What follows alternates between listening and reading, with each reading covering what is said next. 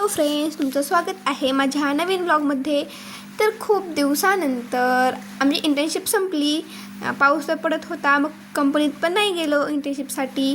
मग राहिले होते थोडे दिवस.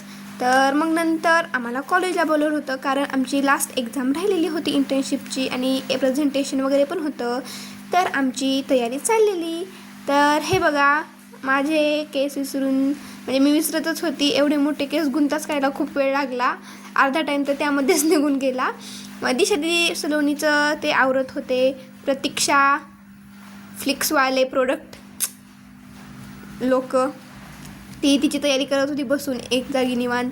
आणि माझं चाललेलं होता टाईमपास. दिशा दिदी मला ओरडत होती, पटकनावर बसेल, तू राहशील वगैरे. बस काय, मला सोडून एकटीला नाही जाणार. पण आणि सानूची तर आंघोळच राहिली होती. ती तर माझा व्लॉग काढण्यासाठी ती स्वतः आंघोळ नव्हती केली. आणि दिशाचं चाललं होतं मेकअप पावडर वगैरे लावणं. आणि मला ओरडत होती, काय सारखं ब्लॉग करत, सारखं माझ्या व्हिडिओ बनव काहीतरी बोलत होती. आणि सलोनी पण हसत होती. आता कारण आमचे 2 दिवसच राहिलेले होते लास्टचे, म्हणजे हॉस्टेल कॉलेजचे वगैरे. आणि त्यामुळे आणि आम्ही एवढे खुश होतो ना, कारण 3 वर्ष हॉस्टेलमध्ये जेलमध्ये राहिल्यासारखं राहिलो ना.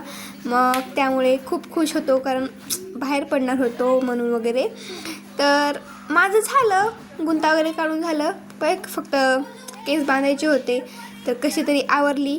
आणि मग मला चाललेला होता टाईमपास, नाश्ता करायचा होता. तेवढ्यात निकिता आंघोळ करून वगैरे आली, ती पण आवरायला लागली. आणि ती सानूवर खूप चिडली होती, कारण ती टाईमपास करत होती म्हणून. आंघोळ पण बाकी होती तिची, आवरलं तर काहीच नव्हतं. नाश्ता पण कोणीच नव्हता केला. आणि मग सगळं केल्यानंतर कसं तरी पटकन आवरलं, बसमध्ये बसलो आणि निघालो कॉलेजला. तर जाताना पाऊस पडला होता खूपच.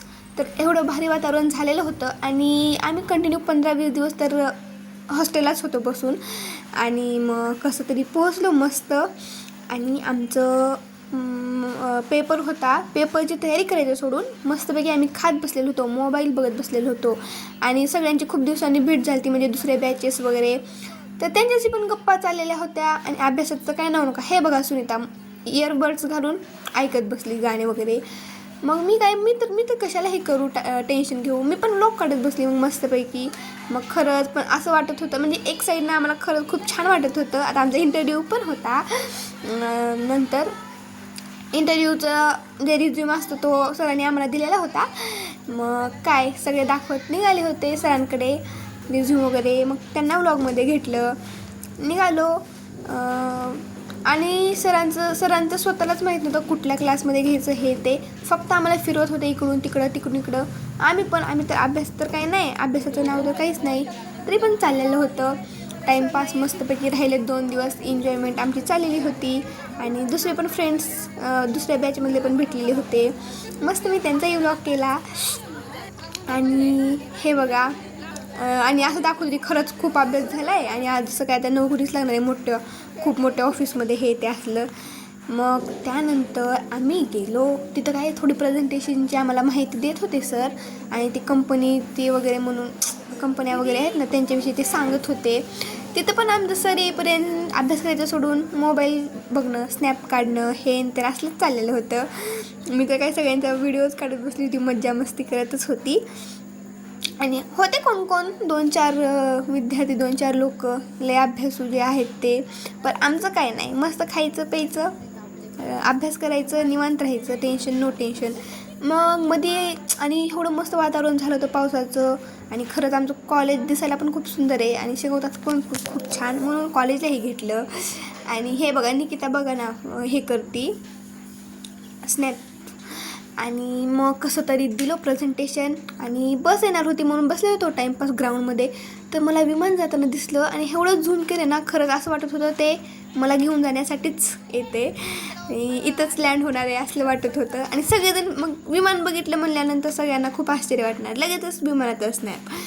त्यानंतर कसं तरी थकून सायंकाळी 7 वाजता आम्ही आलो हॉस्टेलला. आणि मग निकिताचं चाललेलं होतं, मग खायचं प्यायचं काय नाही, आज काहीच जेवायचं पण नाही. आपण खूप तयारी करायची, खूप चांगलं प्रेझेंटेशन द्यायचं हे ते. पण काय नाही, इथं चाललं होतं इंग्लिश बोलायचं आणि येत होती मराठी मध्ये हिंदी मध्ये. भैयाडी. मग दिदीचं पण थोडा अभ्यास झालेला होता. मग ती सांगत होती असलं तसलं आपण असं म्हणायचं तसं म्हणायचं. आणि सांगत होतं काय अभ्यास नाही मोबाईल तरी पण शानपणा. मग निकिता चाललेलं होतं आणि मी पण तिला सांगत होती आणि मी व्लॉग काढत होती. कारण आम्ही असं म्हणजे टर्न ठेवल्या होत्या, तू झाल्यानंतर मी झाल्यानंतर तू, असं तेच चाललेलं होतं. असं म्हणायचं तसं म्हणायचं, ह्याचं नाव घ्यायचं तसं नाव घ्यायचं. आणि सलोनीचं खूप असं एकदम स्ट्रिक्टली चाललेलं होतं अभ्यास करायचं. दीदीला विचारत होती दीदी हे ते आणि आमची मजा मस्त चाललेली होती. आणि मग त्यानंतर मग जेवण करून वगैरे आलो. जेवण वगैरे झालं तरी पण ही सलूनचं काही नाही, दीदीला विचारतच हे दीदी ते दीदी असं करू तसं करू काही नाही. आम्ही कोण टेन्शन फ्री होतं तरी पण मस्तपैकी द्यायचं प्रेझेंटेशन. हो असलं काहीतरी सांगत होती myself, proud of myself हेन ते म्हणून. आणि सलोनी सायंकाळपासूनच तिची तयारी चाललेली होती तरी अजून काही झालं नव्हतं. कारण हे निकिता हे सानिका मध्ये मी आमचं काही नाही, असलंच मजा मस्ती करायचं, स्वतः पण काय करायचं नाही, दुसऱ्याला पण काही करू द्यायचं नाही, हे असलं. आणि हे बघा नाही सलूनचं चाललेलं. आणि दीदीला पण माहिती आहे, तिला पण काही समजत नव्हतं तरी पण ती सलूनला सांगत होती. आणि हे बघा अभ्यास करत होती ती. पेजेस तर एवढे घेतली होती पण पाठ म्हणजे डोक्यात काही जात नव्हतं कारण खूप दिवसांनी अभ्यास करत होतो म्हणून. आणि सानूला सानू म्हणते काय नाही, रात्रभर मोबाईल बघणार आणि उठून जाणार तोंडवर करून, मग देणार मस्तपैकी, टेन्शन नाही घ्यायचं, असं जे होईल ते बघता येईल आणि काय होईल चांगल्यासाठीच होतं. असलं काय तर लेक्चर देत बसलेली होती. आणि मग दीदी खूप ओरडली मग तिच्यावर. आणि मग काही नाही, मला पण खूप ओरडत होती ती, तू तर नुसतं व्हिडिओज बनव हे कर ते कर. तर दीदी मी म्हणजे दीदी टेन्शन घेऊ नको मी आहे ना. मग तर काय खूपच ओरडायला लागली ती. आणि त्यानंतर आम्ही बसलेलो होतो आणि बापरे झुरळची एंट्रीमध्येच. मग काय आम्ही तर सगळे भीतो. झुरळ आमच्या गादीमधून ब्लँकेट वगैरे मधून गेलो. मग काही निकी मला ओरडायला लागली. आणि मग काय सलूनीला म्हणजे सलूनी प्लीज यार तूच काही ती कर ना. ते झुरळला पाडले मी खाली. मग तर झुरळ गादीमध्येच गेलं. प्रतीक्षा ओरडायला लागली. आणि मग काय सगळीकडे पळत होतं झुरळ म्हणल्यानंतर माहीतच आहे कुठं पण पळणार. आणि सलोनी चिप्सचा कुरकुरा घेऊन खाल्लेला होता ते रॅप त्याचं काढून पटकन पळत सुटली. मग तिथं थोडा मज्जा झाली. आणि अभ्यास तर दुसरीकडेच गेला, अभ्यास काही झालाच नव्हता.